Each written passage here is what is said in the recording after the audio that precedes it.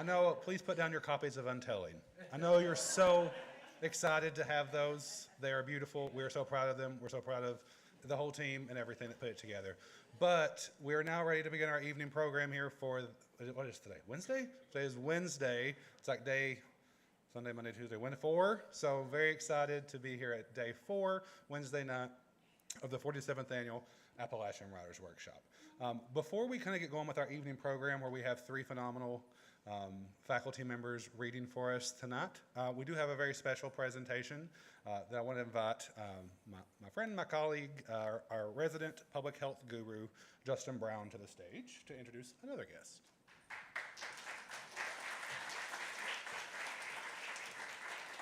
Hey, so as Josh introduced me, I'm your friendly neighborhood marrow monger. I'm sure you've seen me out there trying to get that delicious marrow. So, but and many of you have shown interest, and I really have appreciated that. This all kind of I'll get into a little bit more. Tia is obviously waiting, and many of you know her. So. Just to kind of start, wanted to show a video that kind of showcases her story and then just let you kind of hear it from her personally. And so without further ado. I've said it before and I'll continue to say it until the end of time. I'm so happy that I'm able to be a part of your family and you're able to be a part of mine. Tia Jensen and Gage Tappy have a special bond. I'll always be grateful for that and for what you did for me. Even though they've only met in person once. We're linked forever now. Gage is Tia's bone marrow donor. I live every day because of him. In October 2018, bruises brought her to the ER. I thought I was having issues with multiple sclerosis, which is a disease I had lived with for 20 years. So I just kind of ignored it. It wasn't a symptom of the MS she'd been dealing with for 20 years. It was leukemia, and she needed a hematopoietic stem cell transplant. And the kind of leukemia I had was gonna come back, and it was not gonna be good. And so transplant was my only hope for having a future. The need for donations didn't stop there. Cancer patients need so much. We need so many donations. We need full blood, we need plasma, we need clotting factors, we need all kinds of support. Tia tallied the bags of blood, figuring out how many had donated. It took 88 all in for me to recover, 88 people, and Gage was number 79. Gage's life-saving donation ended another fight. I will no longer have MS to battle because my donor doesn't have MS, and now my whole system's been rebooted with his cells. I was lucky. I got leukemia. I also got to get rid of my MS. I personally didn't expect to, but that's how chance works. Chance or perhaps fate.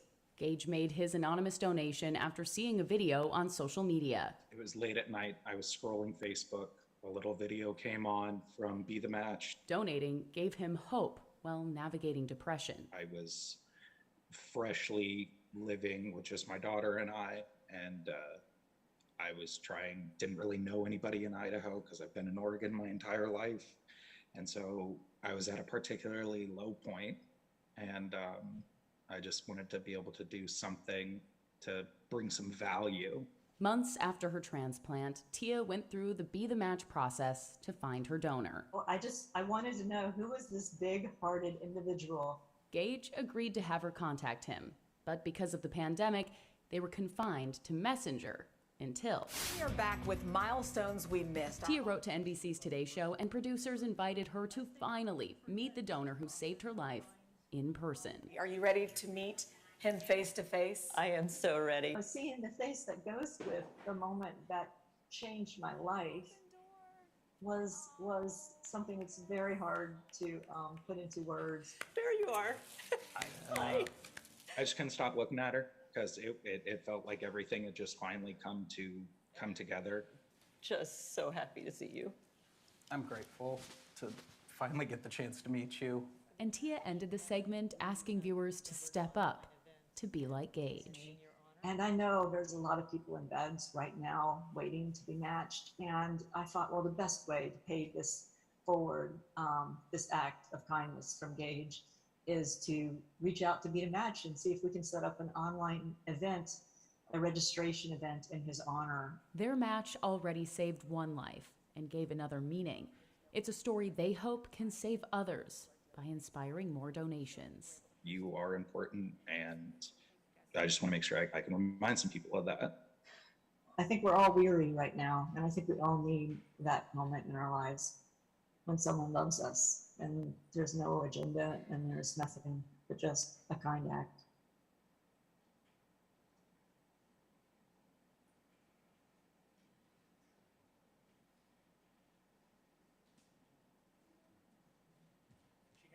Here's the big secret about women.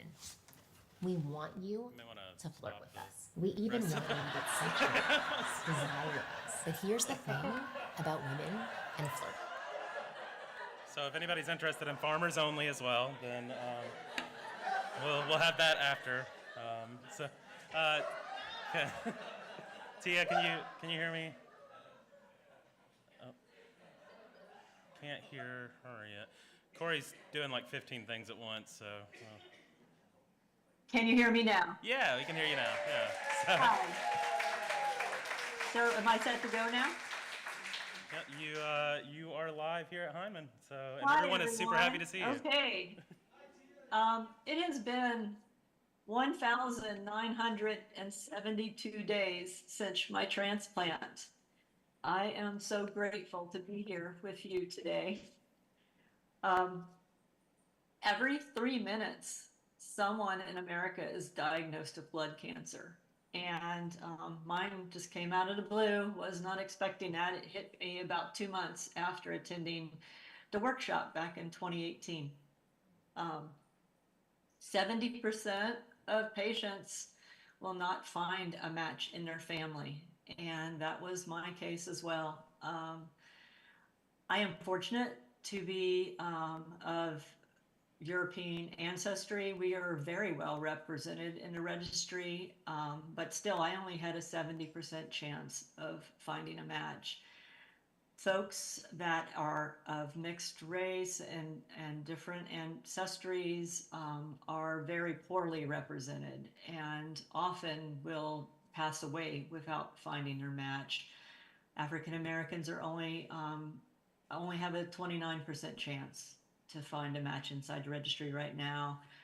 Asians and Hispanic or Latino folks are hovering a little bit less than 50-50.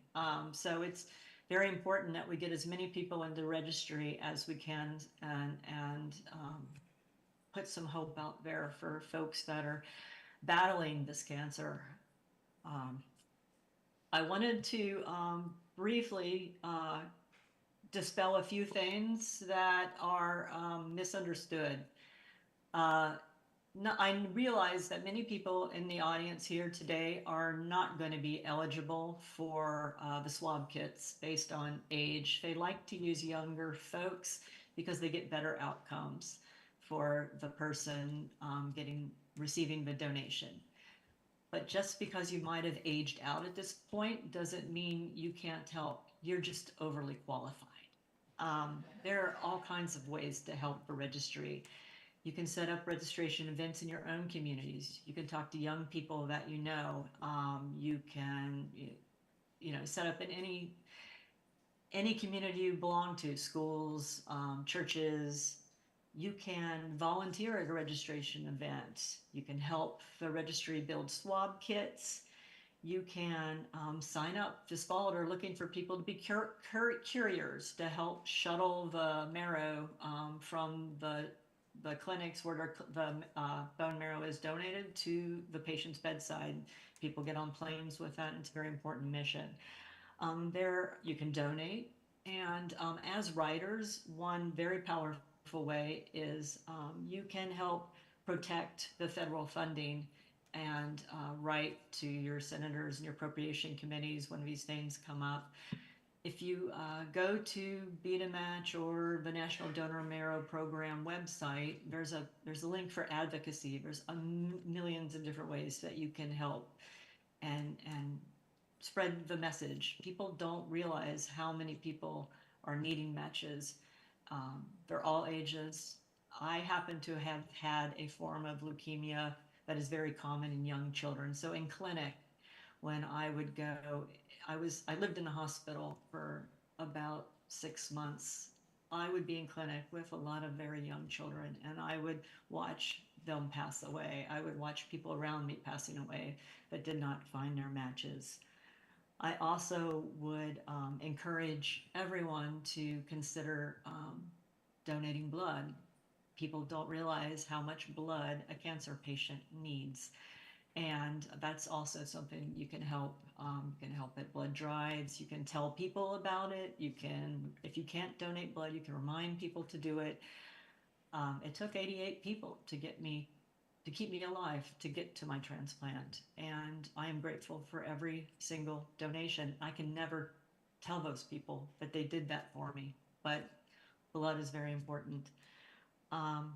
I also would like to let you know that LGBTQ plus community is welcome to donate, welcome to join the registry, are just as needed. The stories you hear in the news about bone marrow donation are not entirely true. There's been really kind of crazy things out there with different medical dramas that make it sound like it's a hugely painful thing. It's very similar for 80% of the patients to a blood draw. They just draw it out of your arm, spin the marrow out, and then put it back in the other arm. It takes about 3 hours. Occasionally, there will be folks that will need to go under anesthesia for children, really small children. They get better results that way, but that is always up to the donor. Everything is cleared. There is never a cost to the donor. The Beat a Match, the marrow donation program will cover all costs. They talk to employers. They will fly people to locations, everything, missed wages. They make sure you never pay a dime. It's hugely important. I just want to remind you all about the power of your words and to never discount how important your platforms are, and believe in your storytelling ability. I attended the workshop for 10 of the last 12 years, and I credit the workshop with giving me the skills and, I don't know, the stupid bravery to just pitch the Today Show and end up there live and be able to reach 5 million people in one day. On that day, we crashed the Beat a Match registry, and my donor and I are really hopeful that we helped save more lives. And you all have amazing, I know there's amazing writers in the audience. I know you're all wonderful. And, just writing about the registry, telling stories about it, reaching out to people, getting more people involved is a huge, huge help. I am grateful for the 1,972 days that I have lived. This was a complete gift. I'm not supposed to be here with you now. I've seen 2 of my children get married. I've been to multiple college graduations. I spend Christmases at the beach with my family, and I am now a nana. I just recently met my first grandchild. All of that has been possible because of my donor Gage. And we're still in contact, and it's a wonderful relationship we have. And I just wanted to thank you all for listening to this pitch, and I hope that I have motivated you to maybe reach out to a few people and see if you too can save a life. I have shared an email with Josh. So if there's any questions, or if anybody wants further information, or they want to know how they can help out in any ways, and if they're having difficulties understanding, or they want to ask me anything more personal about what I went through or what Gage went through, I would be happy to talk to them. So enjoy the rest of your workshop, and I really wish I could be there with you. I'm definitely going to try to be there next year. Thank you so much.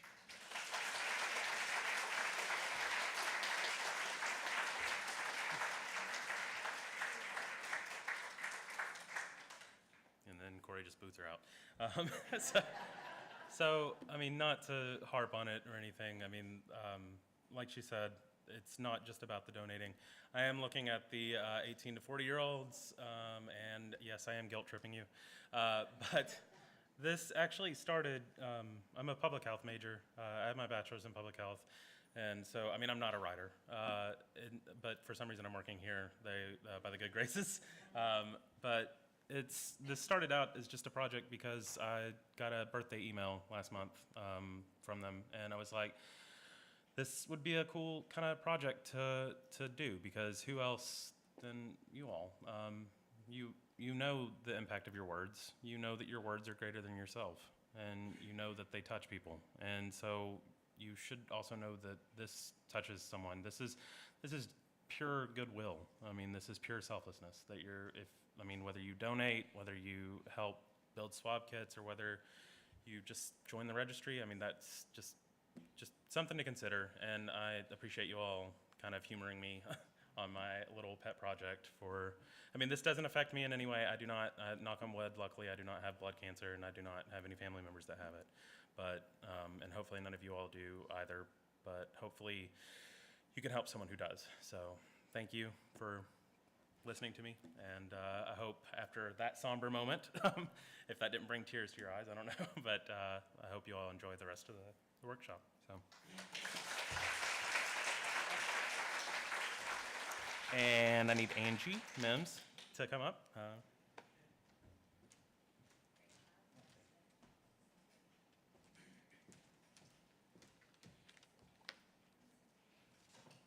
Hello. I am happy to get to introduce tonight's first reader, Georgella Lyon. Can you all hear me okay? Yeah, okay. It all connects. That phrase is on every page of Georgella's website, which is literally a web site. It is a graphic of a spider's web that welcomes word weavers and invites visitors to consider all of life's connections. My first connection with Georgella came long before I met her. Decades ago, I pushed 2 young boys in a double stroller through our Lexington neighborhood, and I learned that one of the houses I passed every day was Georgella's. Just knowing I lived near her inspired me.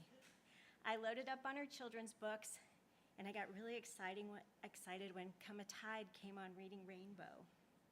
Eventually, we moved to northern Kentucky.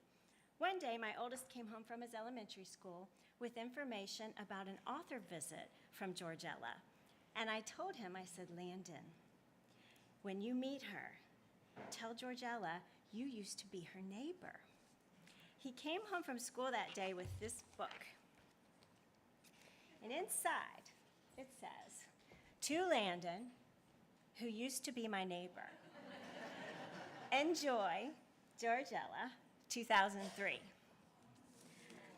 I cherish this connection. To me, it reflects her sense of fun and warmth, and more importantly, it shows how Georgella listens to and respects children. This book together is about 2 friends going on adventures, each with their own part to play, but always working together. Their connection is vital. Woven throughout is this refrain: let's put our heads together and dream the same dream, which is really appropriate for your talk today. You know, if you've been lucky enough to study with Georgella, you know how generous she is with creating connections, guiding us to put our heads together, to dream the same dream of writing, of creating, of being open with our words, of being open with ourselves. Poet, writer of children's books, novels, plays, scripts, songs, and memoir, singer, activist. Of all things, Georgella, one stands out to me: a most generous teacher. She is nurturing and kind, playful and fierce and dedicated, honest and so funny.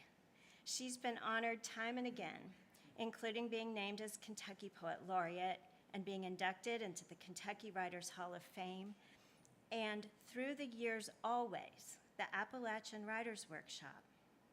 She first came here in 1980 and says she sort of grew up here. She told me, "I can't imagine my life without having been part of it all these years. So much I've learned and so many deep friendships."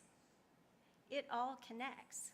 We word weavers are so fortunate to have this connection in our lives, the opportunity to put our heads together with Georgella and dream the same dream. As she is so welcoming to us, let's warmly welcome the amazing Georgella Lyon.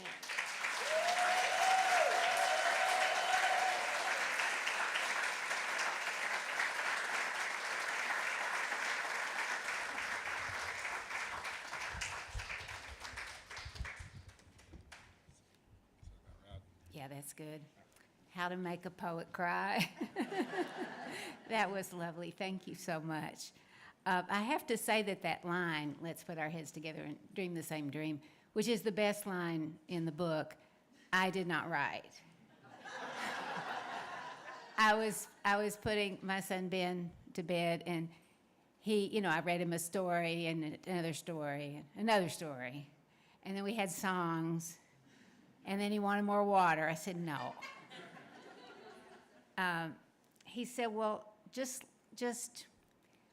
lie down with me. And I said, I can't do that, Ben, because I'd fall asleep and I got to grade papers.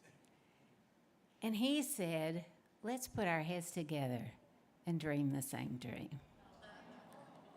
So, I did lie down with him. He always knew, good line.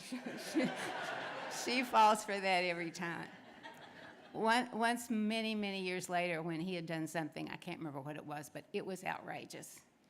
And my husband and I were so mad at him that we said, we're going to go upstairs and calm down. You sit right there. We'll be back. And as we were walking down the stairs, he looks over and says, "Ah, an aging couple."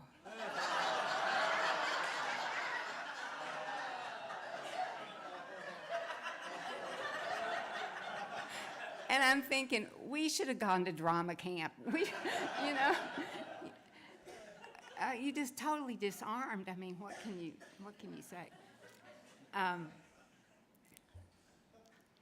Also, when that book came out, several years later, he said, "Did I say that?" And I said, "Yes, you did." And he said, "Do you get money for this?"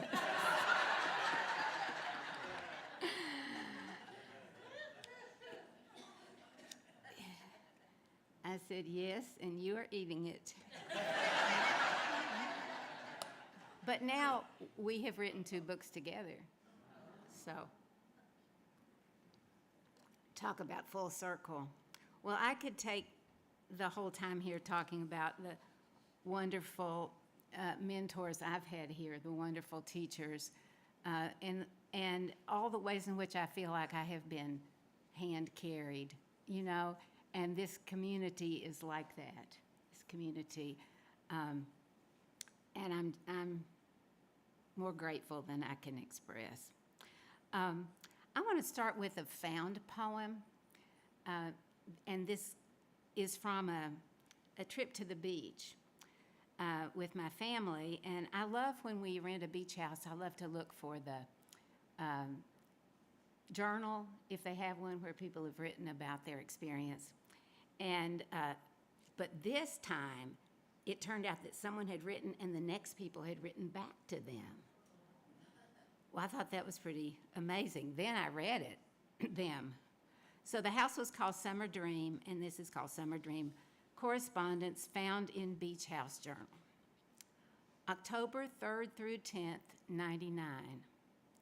I should say that this one has a lot of words capitalized, so I'll try to read them capitally.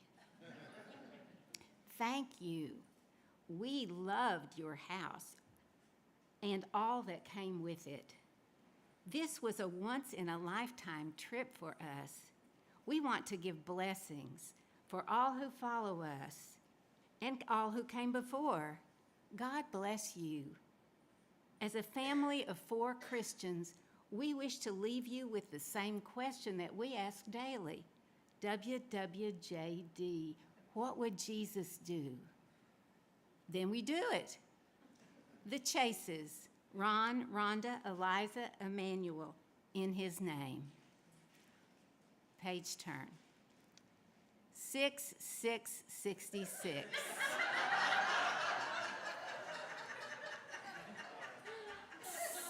7 Rings, Hell, Texas. Your home was the perfect place for our coven. With all the furniture moved, we found the perfect space to make sand pentagrams and dance in circles. I think we got most of the stains out of the carpet, but sometimes these will return during the full moon. We always ask, what would Jesus do? Then we do the opposite.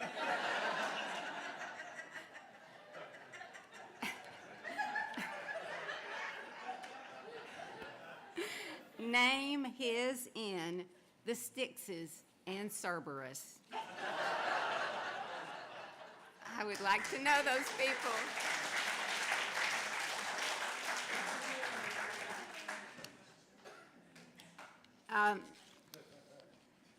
We talked a little bit about dreams as sources for poems in my session this afternoon, and this is another dream poem, and it's another one that required a certain shape that I'll show you at the end. So this is called On Skyview Road. I'm in the left back seat, 4 of us in the car. Suddenly I'm zooming in an arc way outside the car, beyond the earth, at enormous speed, straining whatever tethers me. Then it's over, and I'm back in the back seat. I say, I was going left through the universe really fast. The driver stops mid-bend in the Skyview Road. The front seat disappears as she turns to me. In her yellow gold bodysuit, she is shining and spreads her arms and legs out like a star. So that's what it's like. As I mentioned earlier in the session, I've been working for many years, I mean like 40 years, on a series of poems about Virginia Woolf.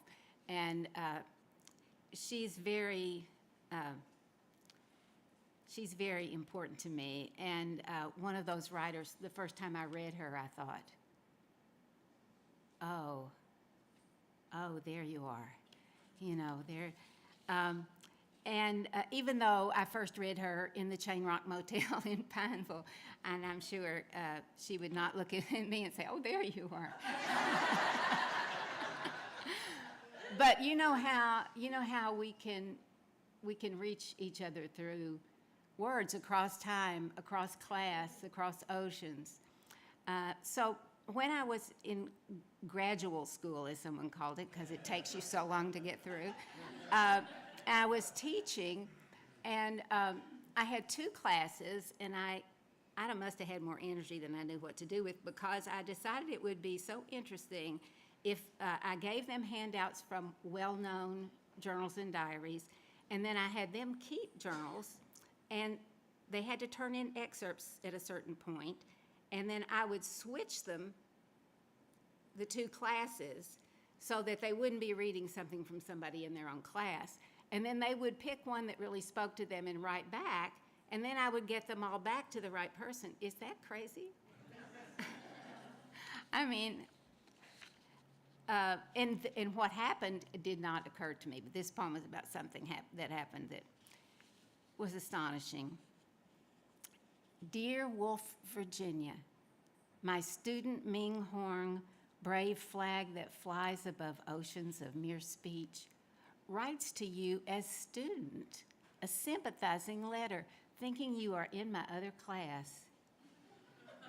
Each day he rises, paper sun unfurling, the truth of water telling him how far his feet have come. At 9, he watched his father close the fan of China, unfold the lacquered bridge of Japan. Now in Indiana, he's confused my handouts, one from diaries one with journal words from my other class.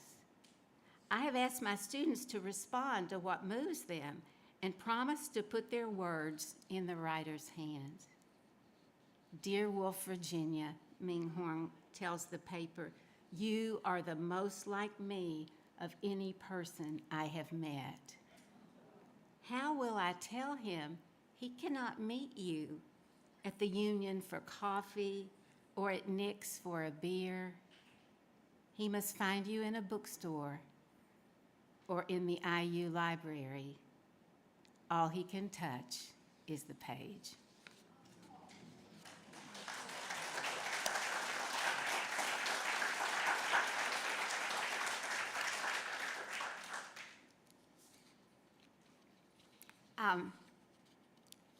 Well, this just is self-explanatory. I say I'm in my 70s, but surely, with the falling and all, this must be somebody else's 70s. My 70s held student days in Paris and London, grad school, marriage. I moved house 5 times, gave birth, and got a PhD. I wrote poems, wove manuscripts, was rejected, was betrayed by my husband and my best friend. This was after he had a job writing country music. Then therapized by a man who told us the first day that he was a lecher. I bled like clockwork in the 70s. I wailed, was knocked down, forced flat, and stirruped, but never once did I fall. Would I grade all those papers again to be in my true 70s? You bet your Medicare I would.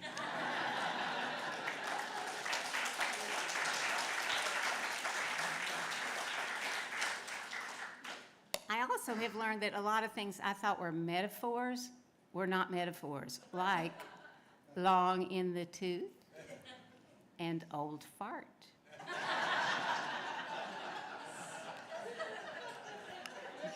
Just in case you wondered. In my 70s, my true 70s, there was 1973 Roe versus Wade that changed our lives, the lives of women, the lives of family, along with the pill, which came somewhat earlier. Now I can't believe we're where we are. I can't believe we don't have control of our own bodies, our own reproductive rights, our own choices. This is a poem that came from the time before Roe. Keeping it straight. When your mother told my mother that you'd come home pregnant, this was Christmas, your senior year, my mother told your mother, we have to get ahead of this. We have to get hold of this story right now. So on New Year's Day, they sat you down in the breakfast booth of your big old house and said, here's what happened. You two got married at the Knox County Courthouse on December 1st. We'll host a reception right here in 2 weeks. You won't be showing, and Walt will go along. This is your story. Can you keep it straight?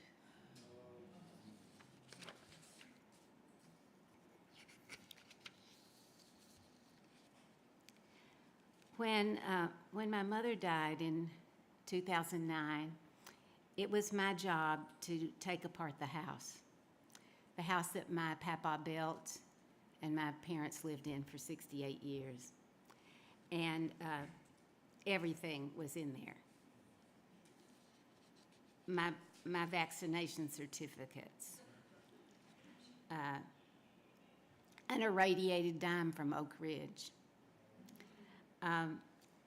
But when I thought everything had gone through my hands, I thought I had seen it all. As we took the last piece of furniture out of the house, my husband and I, on Thanksgiving night, it swiveled open, and it was a game table, and there was a secret compartment underneath.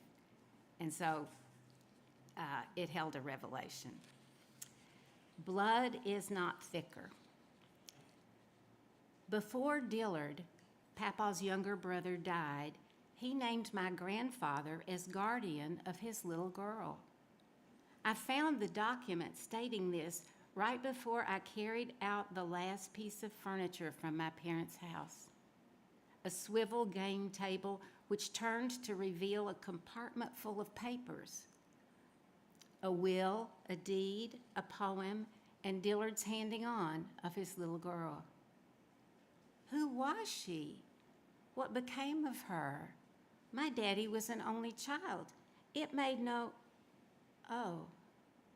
But later, driving out of the mountains toward home, I remembered a wisp of a story. My grandmother had been offered a little girl, but refused her, saying she weren't pretty enough. Daddy could have had a sister. Slusher's was a dimly lit grocery across the street from the gym end of Loyal Elementary. There you could get lunch for 10 cents, a fried bologna sandwich on squishy white bread slathered with Miracle Whip. Annie Slusher fried them up, sweat-rimmed curly black hair framing her pretty face. Her husband Joe stocked the shelves. Their son Oxy, a grade above me, swept the store after school. He had his mother's hair, shiny black but cut close and cowlicked. And he ran so fast you could hardly see him. If we'd had a track team, Oxy could have been a star. Annie Slusher died young, with her least one, Nikki, barely in kindergarten. When my mother said we were going to her funeral, I was flabbergasted. Why on earth? We didn't even know the Slushers.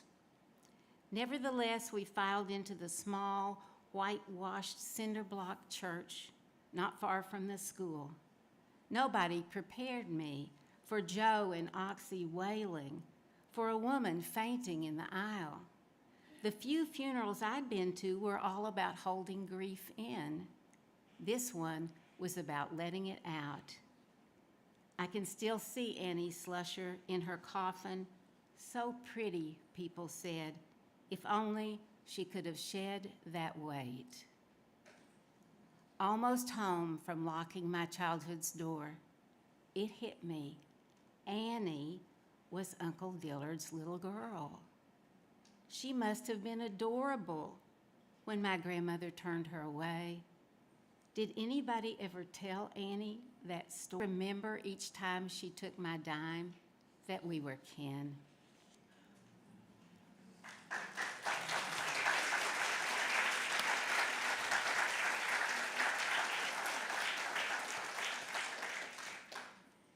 And in addition to all the sorrow of that story, there's the fact that even in your coffin, people think you should lose weight.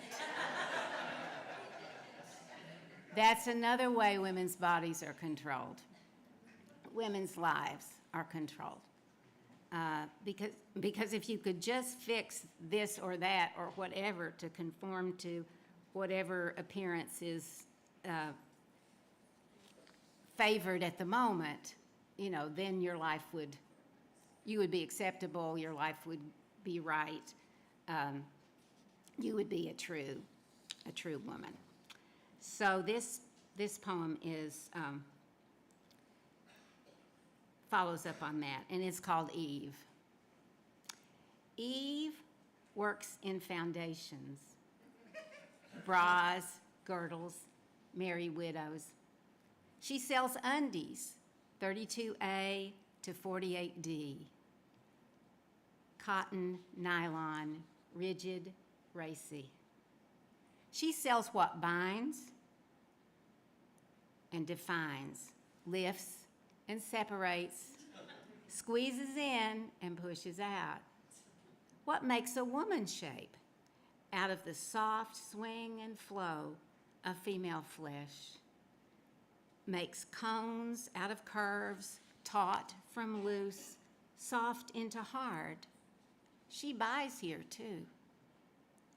Oh, Eve, stripped in the wavery light of the Ben Snyder dressing room, remember when you walked ecstatic and naked in the garden? At home in the roll of you, round and luscious, how firm a foundation was that?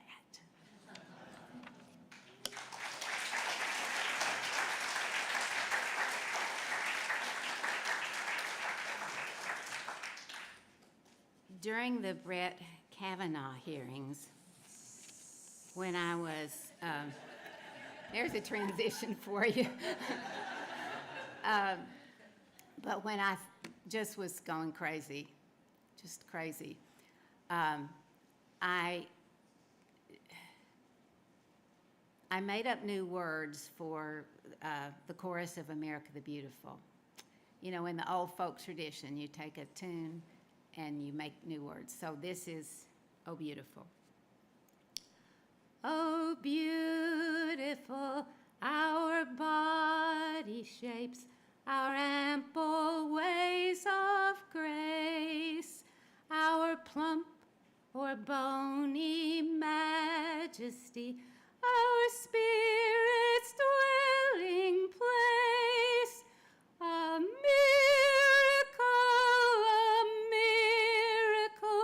God finds her face in thee, and crowns thy good with sisterhood, from she to shining she.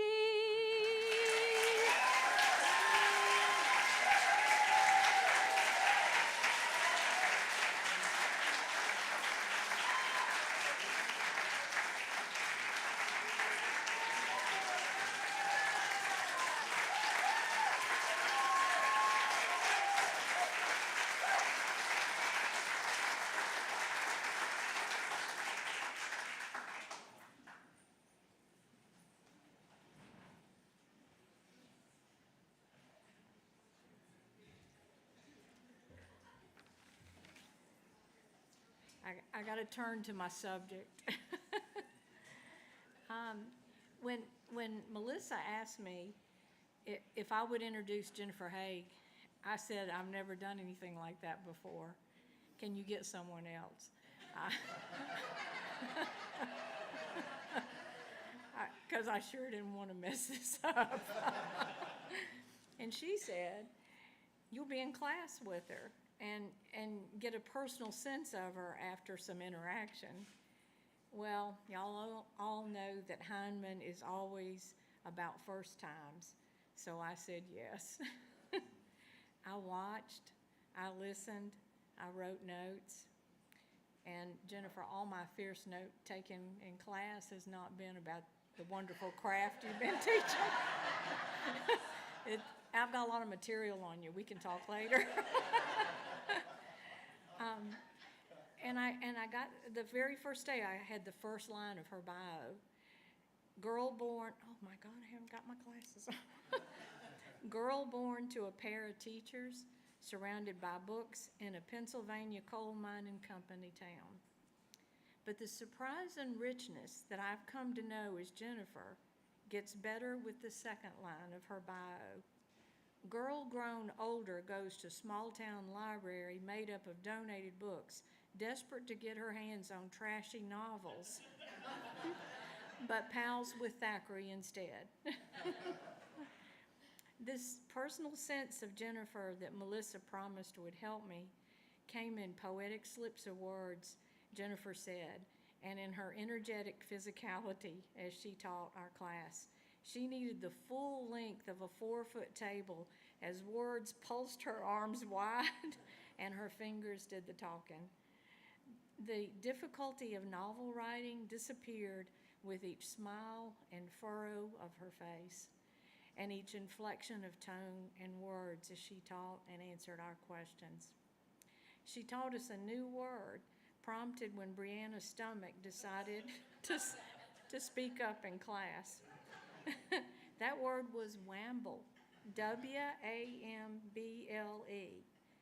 And wamble's a word for stomach rumblings, as we were taught by our teacher.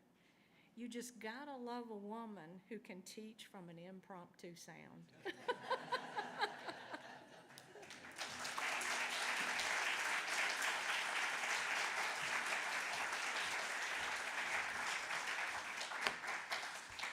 Thank you, Pam. It is so great to be back at Heinemann after too many years. I am so delighted to be part of this community and consistently thrilled and inspired by the people I meet here. So thank you for having me back. I'm going to read from my most recent novel, Mercy Street, which was published in 2022. This is a novel about a woman who is a counselor at a women's clinic in Boston. By horrible coincidence, it was published 4 months before Roe v. Wade was overturned. The main character is Claudia Birch. She grew up in Maine, and I'm going to read you this section about her growing up. Last time I read here, I did not need reading glasses. Clayburn, Maine was a town of 4,000. There was a Congregational church, a gas station, a Dairy Queen, and a Hannaford supermarket. The nearest town of any note was Farmington, which had a U of M campus and was the birthplace of the guy who invented earmuffs. Growing up there, Claudia and her friend Justine Webster affected a snotty disdain for the place, as though they were just passing through on their way to somewhere more exciting. Claudia believed this about both of them, but especially about Justine. Never mind that Websters and Birches had served life sentences in that poor Woodchuck County for many generations.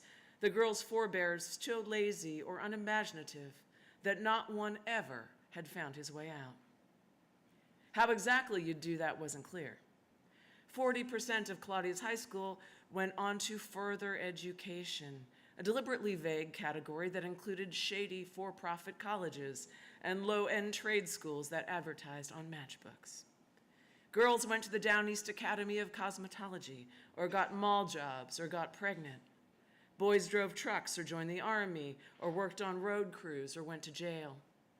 Between the two of them, Justine and her husband have done most of those things, shuffling through the same sad options like a losing hand of cards. Her best friend, her entire childhood. When they were 8 and 10, Claudia saw Justine twirling a baton in her backyard, and from that moment, she had to have one. That's how it always was between them, Justine out front and Claudia 2 steps behind, doing as Justine did and wanting what she had. There should be a special word for it, the adoring love of a little girl for a slightly older one. Claudia has never loved anyone else in precisely this way. Justine could toss a baton high above her head, whirl around twice, and catch it. She could spin it around her wrist in a way that defied gravity, a trick Claudia practiced for many, many hours and never managed to perfect. Hundreds and hundreds of hours. At college, she would meet people who knew how to do things she couldn't imagine doing. Their childhoods had been curated by concerned adults, piano lessons, ballet class. In summer, they were sent to camps where paid instructors taught them to play tennis and ride and sail and row. And if how you spend your time is what you eventually become, baton twirling was a significant feature of her childhood and Justine's, the uncountable hours spent honing an entirely useless skill. Their childhood was uncurated. On rainy summer days, they made earrings out of dandelion stems. You peeled the stem into thin strips and dropped them into a puddle. Instantly, magically, they curled up in a snail shell spiral. Later, they stole real earrings from a kiosk at the mall, cheap metal hoops that turned their skin green. They stole constantly. Candy bars from Hannaford's, perfume and lipstick from Justine's mother, who sold Avon Cosmetics and kept a sample case under the bed. They swiped old shirts and sweaters from the Webster's closets. At the time, LL Bean offered a lifetime guarantee on all merchandise. Anything with a Bean label, no matter how ancient, could be returned for a full refund, no questions asked.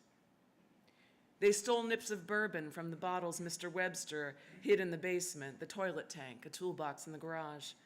Claudia can remember rolling down the hill behind Justine's house at age 10, outrageously drunk and delighted by the motion. She remembers Justine holding her hair as she retched, their hysterical laughter as Justine's dog Daffy, the sweetest and dumbest beagle Claudia has ever encountered, lapped up the puddle of sick. They did what they wanted when they wanted, and if no laws were broken and no one was injured, well, that was largely a matter of luck. Justine's mother had 4 other kids to chase, and Claudia's was always working. Every so often she came home cranky and exhausted, her knees and back aching, to sprawl on the couch and watch television and complain and cough and smoke. But that is a later version of her mother.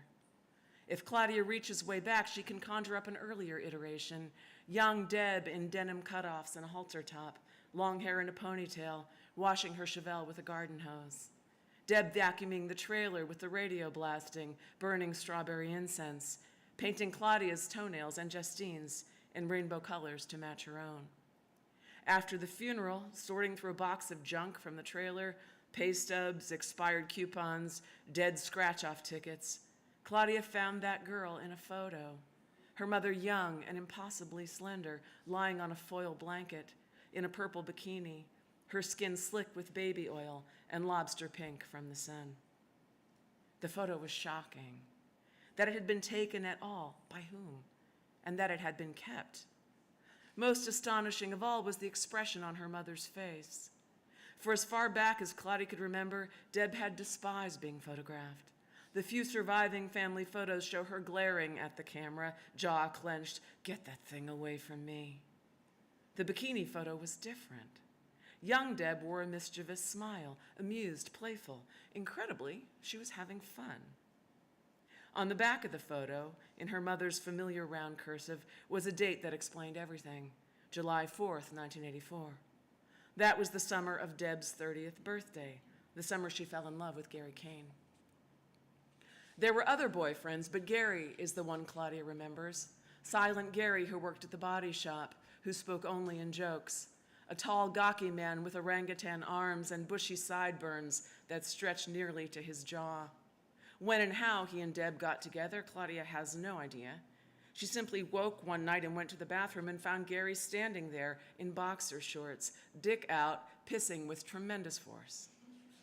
"Jesus Christ," he said, "don't you people knock." "It's my house," Claudia thought, but didn't say because she was 12 and dumbstruck, physically unable to speak to a grown man with his dick in his hand. Everyone says that kids are adaptable. If that's true, it's because they have no choice. Claudia was used to foster kids coming and going, and Gary's arrival was no different. She came home from school one day to find a hose running from the bathroom to Deb's bedroom, Gary filling his waterbed. This was how she learned he had moved into the trailer. Like a new foster kid, he was just suddenly there. There's an extreme intimacy to living in a trailer. Claudia fell asleep each night to the sloshing of the waterbed, low voices behind her mother's bedroom door. Gary was a big man, so tall he had to duck to clear the door jamb. His work boots were the size of cinder blocks and nearly as heavy. At least once a day, Claudia tripped over them on her way out the door. Even after he left for work, he filled the trailer with his presence, blonde stubble in the sink, fine as sugar, a cigarette butt floating in the toilet, urine dribbled at the rim. The winter was endless. The 3 of them shut up in the trailer like the rabbits her grandfather kept. Actually, the rabbits had it better. To prevent endless litters of babies, they were at least separated by sex. The skinny, jumpy male got his own private cage with a mesh floor so that his droppings fell to the ground and nobody had to clean up after him. But even in Maine, the snow melts eventually. In the spring, Gary built a carport behind the trailer and spent most of his time there, working on his motorcycles. He owned 2, a Kawasaki he actually rode, and a beautiful old Vespa that wouldn't start. He spent months trying to get it to run, a complicated proposition in rural Maine where parts were impossible to get. Every once in a while, he took Claudia for a ride. When she thinks of that summer, this is what she remembers. Sitting on the back of the Kawasaki wearing Gary's helmet, her arms around his waist. She took to it instantly. Unlike her mother, who nearly toppled them over the one time Gary took her riding, Claudia knew instinctively how to shift her weight when they turned a corner. "Claudia, you're a natural." She can still remember where they were standing when he said this, behind the carport, Gary squinting into the noonday sun. The words were thrilling. She had no experience receiving compliments of any kind. When Claudia told Justine about the motorcycle, she squealed in disgust. "You touched him?" The question was confusing. Did you touch a chair when you sat on it? To Claudia, Gary's body was furniture. The ride was the point. "He's such a loser," Justine said, perplexingly, because who in Claiborne could be called a winner? Her dislike of Gary seemed excessive, which was probably Claudia's fault. She'd been complaining about him for months, beginning with his first appearance at the trailer, standing at the toilet with his dick out. Seen in this light, Justine's antipathy was understandable. It affected the way you thought of a person if you were told immediately about his dick. So Claudia shut up about the motorcycle. She was sorry she'd mentioned it at all, because now when she climbed onto the seat, she was aware of Gary's long back, his rib cage expanding, blonde hairs curling at the nape of his neck. He wore an old flannel shirt, washed in the same detergent her mother used, but there was a different smell underneath, Old Spice and alcohol and something like potting soil, a rainy, earthy smell Claudia couldn't identify. She'd gotten used to having him around. Once you got past his physical presence, he was easy to ignore. In the evenings, they watched TV together, Gary and Deb cuddled up on the couch, orange and brown plaid, like a sagging hand-me-down from Claudia's grandparents. Claudia sat in a beanbag chair that leaked tiny styrofoam pellets onto the floor. From her low vantage point, she experienced a strange parallax. With Gary's long arm draped over her shoulder, Deb seemed to disappear entirely. Only her head was visible. Until then, Claudia had never thought of her mother as small. Another thing that happened that summer, in July or August, during a rare heat wave, Gary brought home a secondhand air conditioner. The project seemed doomed from the outset. Trailer windows are tiny, and Deb had never managed to find a unit that fit. This one didn't either, but in Gary's eyes, this wasn't a problem. Mother and daughter watched dumbstruck as he sawed a neat hole in the living room wall. Most people have their qualities, and even after what happened later, installing the air conditioner was a testament to Gary's. It was a magnificent gesture. If you've ever spent a summer in a single-wide trailer, you understand that it was like giving sight to the blind. Gary was there, and then he wasn't. One Monday afternoon in late September, Claudia came out of school at the final bell and saw Gary's car idling in the parking lot. The windows were down, the radio blasting. She recognized the long orangutan arm hanging out the window, the green mermaid tattooed at the biceps. "Get in," he called over the radio, red-faced as though he'd spent the day on his motorcycle. He seemed in high spirits, ready to celebrate. He'd borrowed the car from Street Rods, he told Claudia. As a birthday present, he was going to teach her to drive. There were obvious logical problems with this statement. Her birthday wasn't for another week, and anyway, she was only 13. Explaining this seemed too complicated, so she got into the car. They set out driving. North of town, in the parking lot behind the Amway store, they switched places. Gary showed her how to slide the driver's seat forward to adjust the mirrors. They didn't bother about seatbelts. It's possible there weren't any. She started the car. It's hard to say how long she drove. It might have been minutes or hours. Even at the time, she wasn't sure. The feeling was dreamlike, trees and barns and houses slipping past. Indian summer, the clear light tinged with sadness. The leaves had begun to turn. The black final seat stuck to her bare legs, superheated from the sun. The driving lesson finished where it had begun, in the Amway parking lot. Claudia pulled around to the back of the building and engaged the brake, and Gary reached across her lap to cut the engine. The silence was a little shocking. Birdsong in the distance, the quiet tick of the motor cooling down. "Happy birthday," he said, and kissed her on the mouth. He'd been drinking, which was normal. She wouldn't have said he was drunk. Gary was a big man with a high tolerance, and the beer he liked was cheap and watery. He could demolish half a case with no apparent ill effects. In a person who never spoke, drunkenness was hard to discern. She didn't want to kiss him. and she certainly didn't want his cold, muscular tongue in her mouth, but Gary seemed not to notice. He said, "I've been wanting to do that for a long time." Many years later, Claudia would tell her therapist about that kiss, but at the time she kept quiet.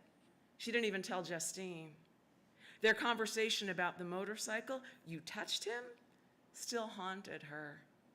She feared Justine would think it was her fault, that she'd given Gary the wrong idea, and that this was possibly true. Of course she didn't tell her mother. She didn't have to. When she came home from school the next day, Gary's motorcycles were gone.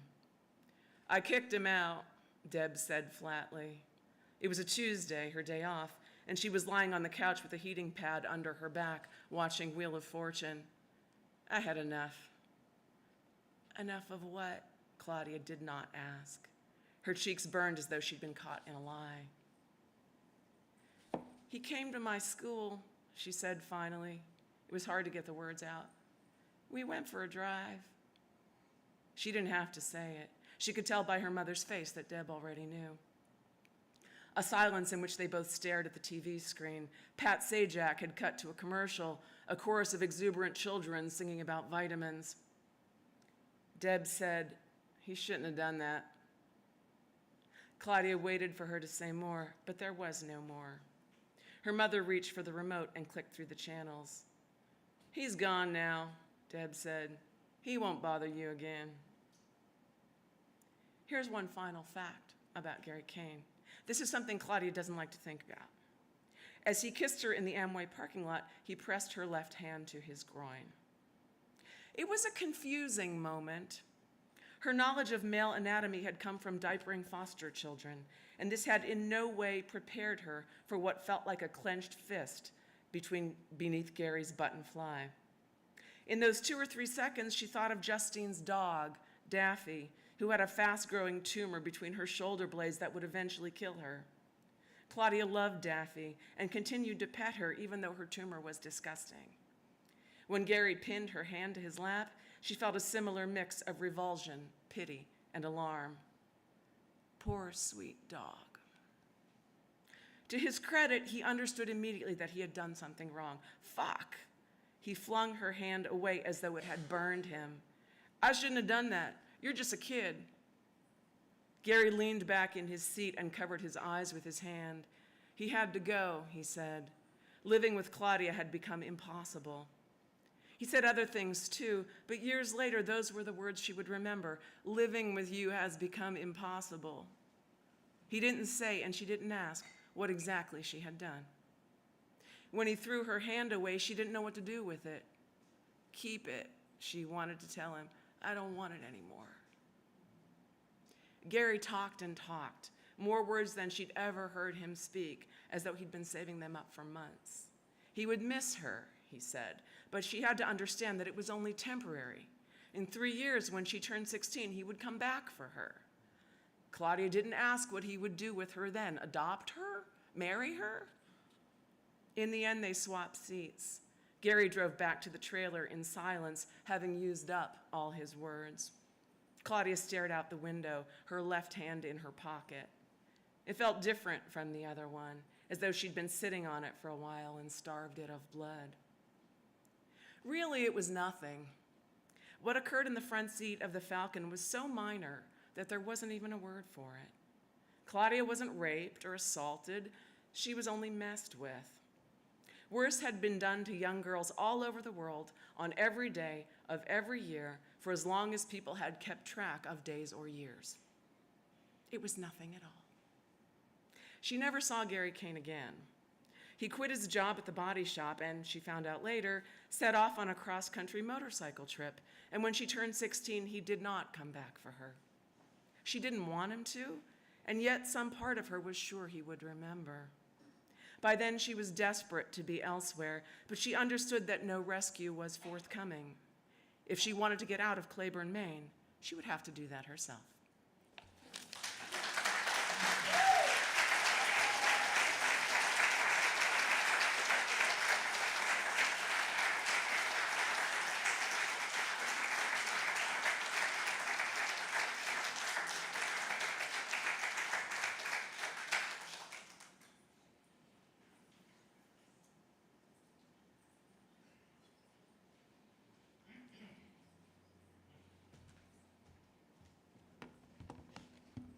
I'm Hilda.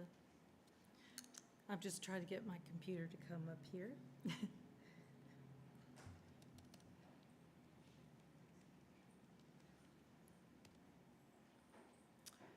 Joy Priest is the author of Horsepower, a title that encapsulates many kinds of power, beyond the elitist of the Kentucky Derby and the escape car, especially personal power, which she owns. She has been a powerhouse with this debut book, receiving many honors, the Pitt Poetry Series of 220, and it was selected by Natasha Trethewey as the winner of the Donald Hall Prize for Poetry. Among her many accomplishments, she is the recipient of an NEA Fellowship, a Fine Arts Work Center Fellowship, the imprint Paul Verlaine Prize in Poetry, and the Stanley Kunitz Memorial Prize from the American Poetry Review. She is also the editor of Once a City Said, a Louisville Poets Anthology. Her poems have appeared in the Atlantic, Boston Review, the Los Angeles Review of Books, the Bitter Southerner, Poets and Writers, ESPN, and The Undefeated. She received her bachelor's in print journalism from the University of Kentucky, an MFA in poetry with a certificate in women and gender studies from the University of South Carolina, and a doctorate from the University of Houston, where she was an imprint MD Anderson Foundation Fellow. She is currently an assistant professor of African American and African diaspora poetry in the University of Pittsburgh's MFA writing program, and the curator of community programs and practice at the Center for African American Poetry and Poetics. I did my research. And it makes me smile because she really does us proud. A member of the Appalachian Poets, her mentors were Nikki Finney, Crystal Wilkinson, and Frank X. Walker. Rebecca Morgan Frank states in her review of Horsepower that the poems move with narrative grace while bursting with the clarity of song. And it seems that this is how Joy herself moves in the world. What I admire most about Joy is that she is a good person. I've observed her loving interactions with her dog Luna, well-behaved in workshops, and a true party animal at night. She can only live vicariously through Luna. Joy has facilitated poetry workshops with incarcerated juvenile and adult women, giving back to the community. Joy's literary mapping and world-building workshop is sheer joy. There's always been joy at Hyman, reading The Briar by Flashlight joy, tittering at Mike Mullen's Copperhead Warnings joy, Cosmic Possum joy, the joy of singing, the joy of Willie's caterpillar eyebrows, the joy of not cooking, the joy of established writers encouraging young writers, David joy, and oh, finding a stowaway miniature almond joy in your suitcase. Therefore, I am a joyful downer, with the honor of presenting more joy, Joy Priest.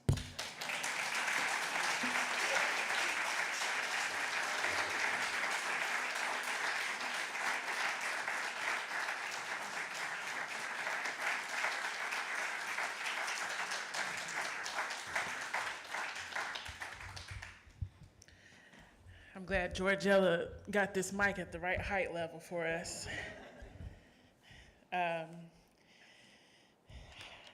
this being here is like, okay, maybe it's not, maybe I'm a little taller right now. How do you get okay. Being here is like one long feeling of emotion trying to break out of my body, like exuberance mostly, but tears, and right now I'm so nervous, which is wild because I travel to read like 4 times a month, but you know, I became a writer here when Nikki Finney brought me here for the first time. I was like maybe 20, I think, and she had this workshop called the 20, a Kentucky Young Writers Workshop. And I believe Lyon came and spoke. And so I don't know if you remember me, but yeah. So to be also reading after her, that's part of my nerves. And then also just people from Kentucky can write. Like everybody in here can write. Like I go to New York and you know, it's hit or miss.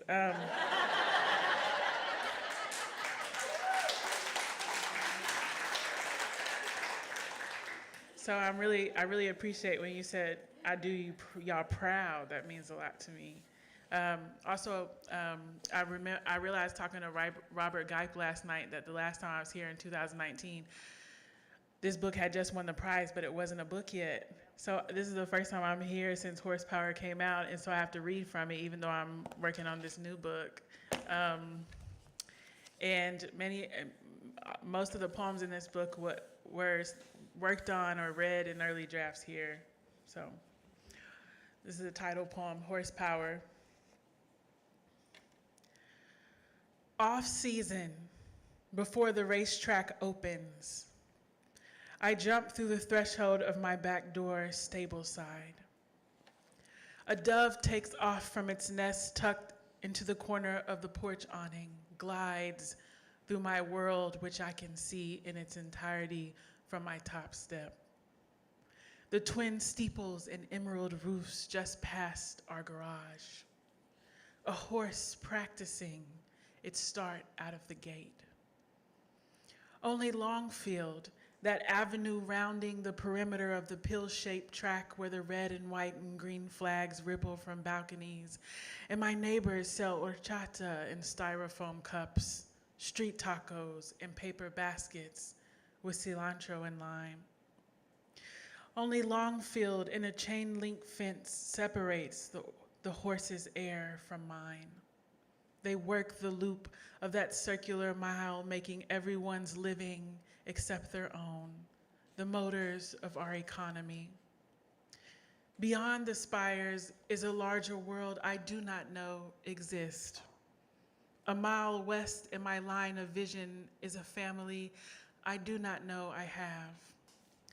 In that corner of the city, separating from the land like a cell in mitosis, straining across the Ohio River to the north, my great aunt, black matriarch, rocks on her blue porch, and my father, just a couple of blocks away from her, coos my baby brother into sleep while his new wife flowers the wings of a flightless bird.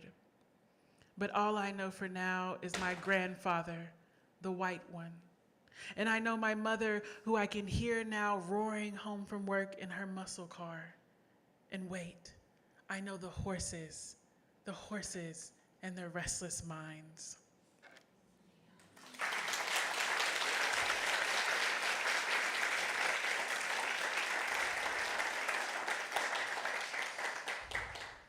I grew up stable side to Churchill Downs, so I have a cute little picture of me on a horse if anyone wants to see it after. They told me it was cute today. I'm not just bigging myself up. Pretty much the rest of this reading is gonna be a downer joy. But it'll get like light at the end, okay, and funny. And that's kind of how my life has been so far. Blue Heart Baby. Everyone want to put hands on a piece of your life. Look at it, how it sags in the Eigen like the belly of a bitch heavy with litter. No better than that meddling-ass moon, full as your own breast hanging low between buildings. People hang from the ropes your heart has let down. The chaos of stars fills up the dead air. Tiny blue flames in the eye bone of the young old junkie girl follow you around the floor of your humming days. And have you seen yourself? I think I am weak and without purpose. Your father texts you from the kitchen, sauced up, after he rolls his heavy body over the loaded pistol he laid on your bed. Get used to life. Every piece of advice is one the giver followed to his own bitterness. You roll the heavy body of the car you loot from your failed fiancé down the highway. Even the wheel, wobbling with fury, insists on hanging on. You must make it to each new morning alive. Beyond your silent mouth, what can you use to protect yourself? The deceitful company of crowds will fail you, have you, out here with your young body in the cold, a house dressed barefoot on some other woman's back porch where no one knows the address. Let it be, if this moment is of use to your life. And how long is a moment in time, indistinguishable as speed? Peep the ant-sized airplane creeping across the crescent. How to wake up the next day, and the next, and not simply after a decade, after 13 blue moons, stretched belly and empty veins, the gas of constellations run out, heart weighted low in the sky, your chances scattered across the dead years.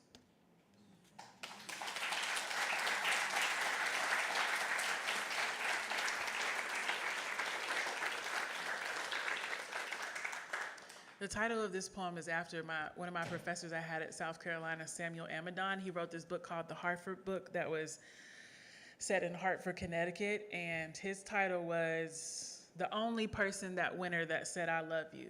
And my title is All the Men That Summer Who Said I Love You. After I made it out to the country, the panic attacks came on like minutes. Indiscernible, ceaseless. The fence leaned perpetually, and the AC unit droned on in the window of the double wide. The mail planes passed overhead like water from a hose. The most I counted while out for a smoke was 13, landing one behind the other. Out there, the world was steady, untroubled, but my body wouldn't let me believe. Brandy's mother let me sit alone in her jacuzzi for hours, comforted me with rolled cigarettes and coffee, a hymnal-heavy hand on the back. Brandy came home with a bottle of Captain every night after her shift at the Golden Corral and sat with me under the tin roof on the makeshift porch while I confessed how that summer, after my fiancé followed me through Chinatown for an hour yelling it, while I looked for the bus stop, I pissed myself and rode the 14 hours back to Kentucky, mildew and smoke. And how, once there, my father said it, while he rifled through my fiancé's abandoned car looking for evidence.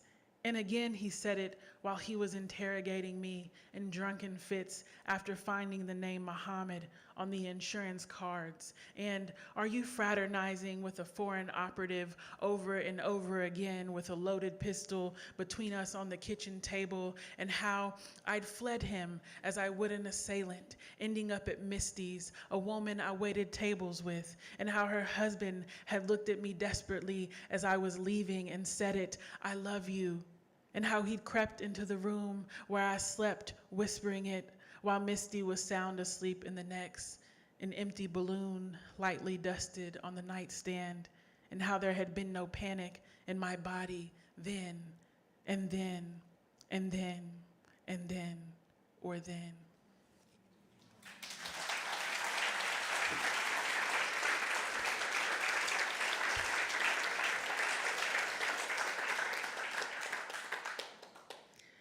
Elegy for Kentucky.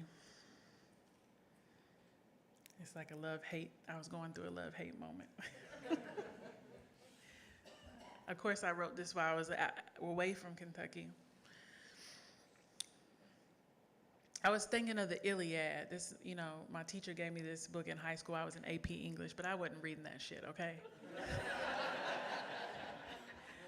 But then later on in life, I was like mature enough to read it, and I was thinking a lot about how the gods didn't pay any attention to the humans warring and killing each other, but when the horses wept, that got their attention. So I was kind of thinking about that. Elegy for Kentucky. Nowhere to drive night upon night that last summer, but back to the Koki couple I was crashing with in their 26-year habit. On the way there, the same horse always dying at the curve before I turned like a kitschy disco ball onto their street, name I can't recall. There she lay toppled like a toy figurine, calm but huffing, a laboring machine making steam though the cold air belonged to June, its grief.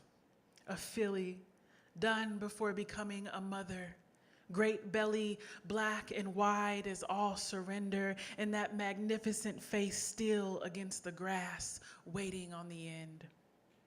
There she was every time, whispering something to me, a line throbbing, a visible heartbeat I watched in the mirror for hours with my huge horse eyes. I needed to see her, to make sure she was still there. I went the same way each evening, wanting to feel something, to see this once immortal creature get up. Any weak thing was welcome to finish me then. And when he came into the room with bridle and bit on his 26-year high, when he came up on me where I was lying at that curve in my mind, arms and teeth numb, I did not resist. Just a muted yell inside for months before it lit on me like an ancestor. As a child, I followed my grandfather across the street behind our house, Longfield Avenue, backside of the track where the thoroughbreds for that Mays Derby were trapped, bored of what they were bred for, all their royalty within a corral. My hand, a child's offering, was empty when they snorted and drew their worn noses across my palm, yet it was in their nature to remain friendly toward me. My home did not keep its promise after my grandfather died. There was no protection for what I was without him. Lone black filly, finished before becoming. She must have tired of standing there high-headed, waiting for me to ride her out of that war, to call out, "Let's go, we are done here."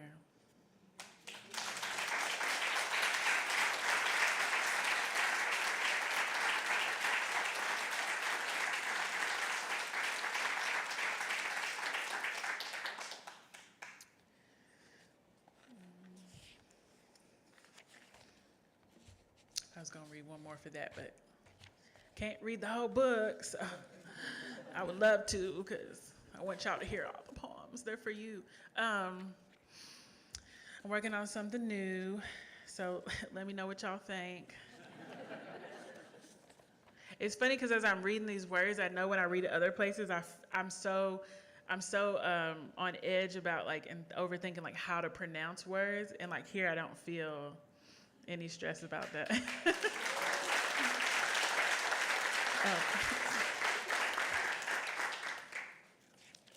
Where is this point? I don't know where anything is yet in here, so. I'm like, wash, and people are like, what is she talking about? Okay. My first kiss was in a choir room. My first kiss was in a choir room where we hung the white robes.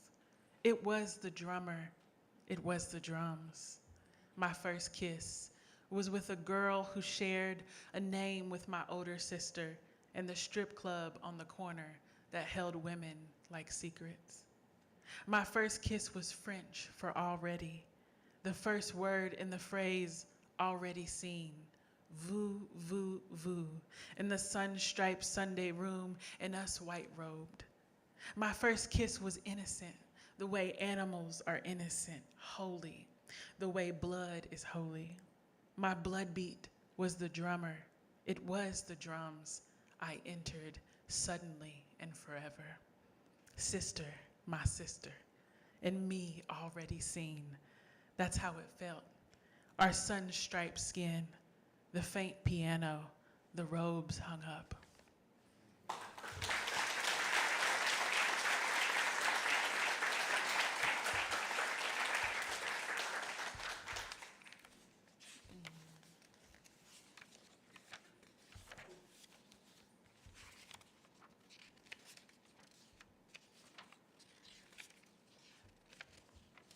That was kind of a good moment.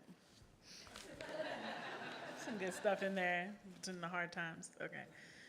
A personal history of breathing. I started writing some poems, these poems like 2020, and in this poem I was thinking of breathing, because weren't we all? And I was in Massachusetts, and the pandemic had come down, and so I was doing these writing workshops online. But also, in addition to our sort of neurosis around breathing at the time,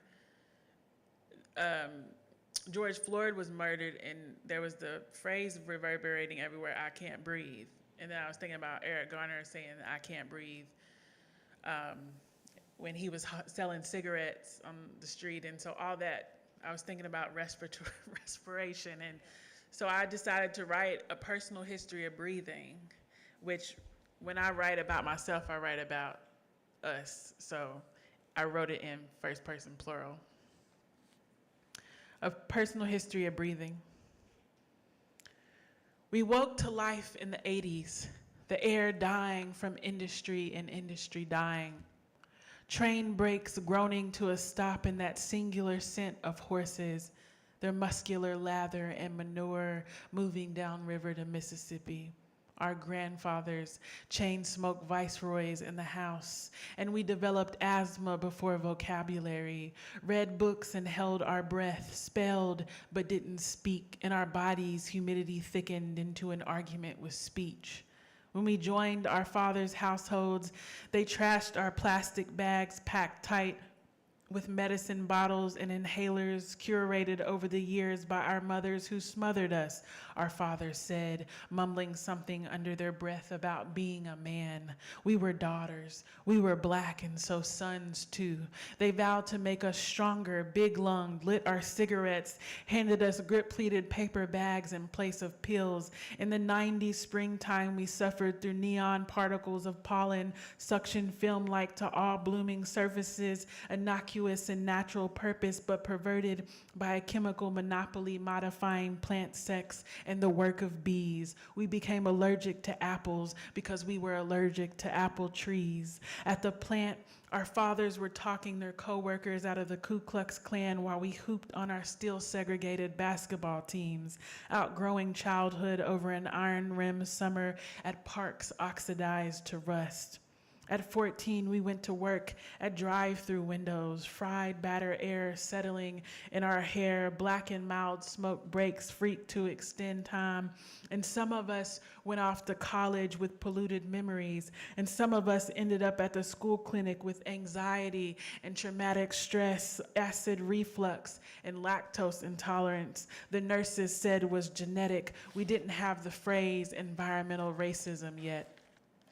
And sometimes we just forgot to breathe or realized we've been holding our breath. We tried kombucha and herbal teas, yoga and meditation, signed up for classes with suburban moms on Xanax and Ambien, and we acted brand new.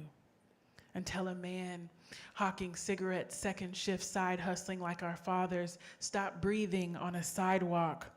A man who talked to plants like our fathers stopped breathing in this state-sanctioned chokehold, and we found ourselves pacing the brainyard on a cocaine flight, unable to locate our lungs, left arms going numb, saying, this is it, with our heartbeats running out, leaping and winning and lying down long-nosed in the grass, huffing, panting out, the train of our childhood chugging backward to a slow stop in our minds, come to take us to the afterlife. Its ghostly porters, maskless finally, leaning over us with our fathers' faces, reaching toward us with a bag to breathe into the trail of white buttons down their uniforms like a blinding current peeking through.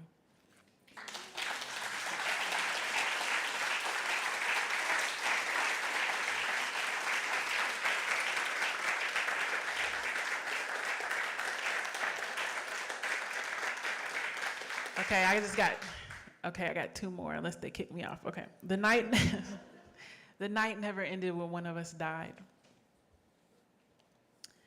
The night never ended when one of us died. The dice and smoke kept rolling. The town we lived in already felt like the end.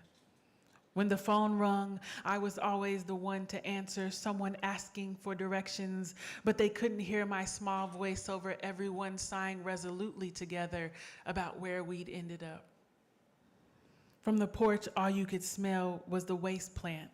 But when they sent the boy cousin to the corner store for more beer, I ran to it. The way we ran to base, followed him there with my eyes, which saw what the grown folks didn't want us to see, which kept inside the self what they could not. My auntie had on Go boots, lumens. She stood beneath the wind chime inside a lightless vacuum connecting Newports like constellations, the burning fresh to the burning out, the boots being the only reason I noticed her there. When she sat down at the card table, her belly was still a perfect globe, just like the poof on her head, the puff exiting her lips like a life expiring.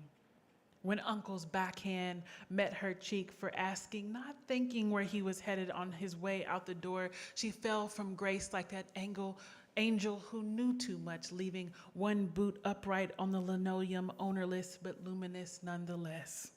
Hadn't she learned by her age, you only escape into yet another paradise to fall from?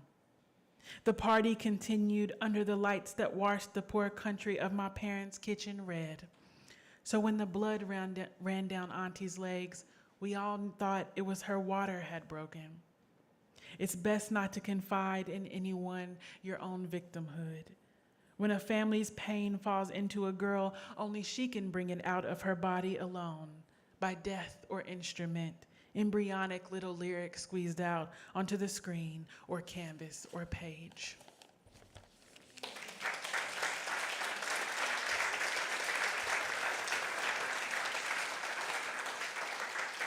Okay, last poem. It's a happy poem.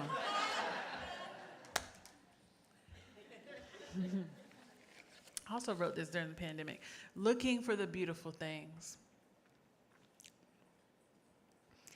I live in Texas now, and in the next lane over on I-10, Big Jeff is soaring at twin speed toward the dust-pending horizon, and something base and graceful has taken us over, like if I took my hands off the wheel, we would lift into the air and become part of the indistinguishable wave of laughing gulls above.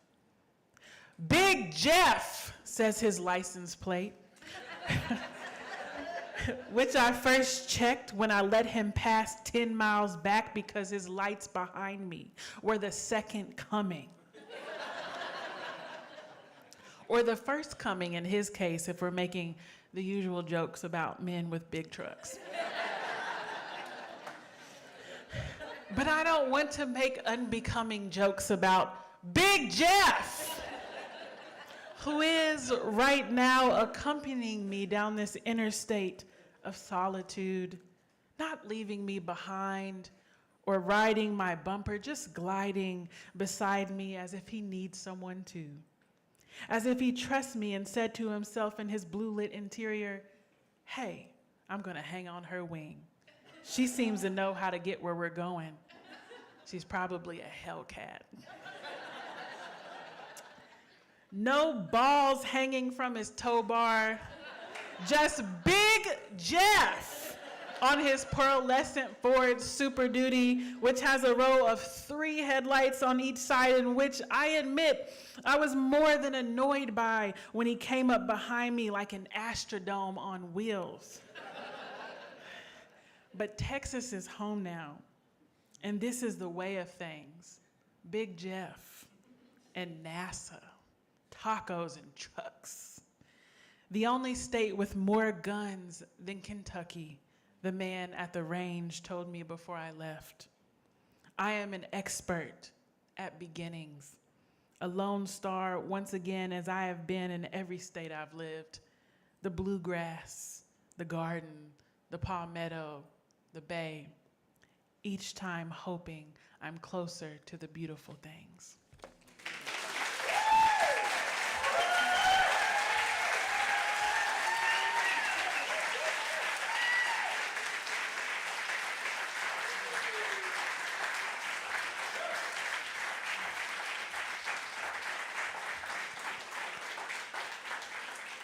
Well, every night you just think it can't get any better, and every night is just as good. And this is all fantastic. Thank you to our amazing readers this evening. One more round of applause for all three.